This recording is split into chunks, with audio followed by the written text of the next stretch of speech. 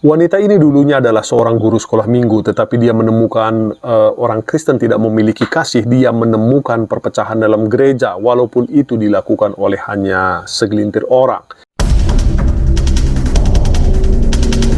Kalau dulu aktif banget. Dulu aktif banget.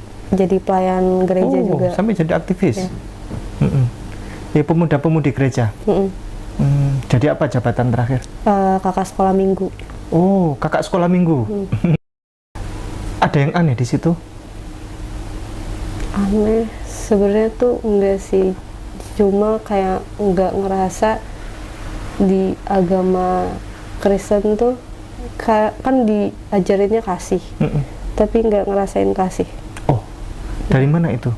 Contoh, boleh diberikan contoh, permisalan? Dari orang-orang yang mungkin beberapa orang kayak gitu.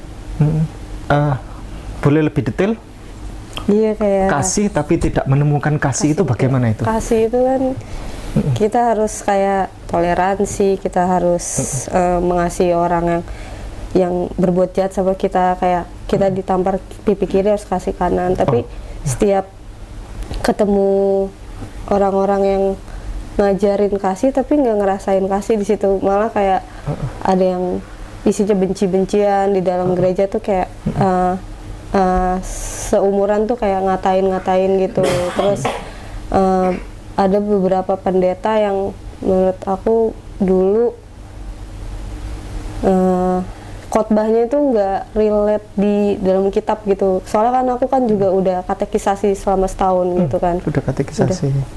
Terus baca satu kitab juga kan. Terus kok bisa orang khotbah tapi nggak sesuai Alkitab gitu. Ya. Itu beberapa sih pendeta. Khotbah tidak sesuai dengan Alkitab itu bagaimana? Konteks misal? Iya, kalau di Kristen kan kita titik tidak dibaca aja kan dosa ya kayak gitu. Dan pendeta itu kayak perkataannya diubah gitu loh. Dan menyudutkan kayak agama lain kayak gitu. Kayak gitu deh. Sebagai orang Kristen, penting untuk membedakan antara ajaran Yesus Kristus dan tindakan manusia yang berdosa. Gereja terdiri dari manusia yang tidak sempurna dan seringkali kegagalan individu mencerminkan kelemahan pribadi, bukan kekurangan ajaran iman itu sendiri. Alkitab dengan jelas mengajarkan kasih dalam Matius 5 ayat 44, saling mengampuni Efesus 4 ayat 32, dan menjauhkan diri dari perpecahan 1 Korintus 1 ayat 10. Ketika gereja atau pemimpin tidak mencerminkan nilai-nilai ini, itu adalah panggilan bagi setiap orang percaya untuk berdoa, memperbaiki, dan memberikan teladan dan kasih.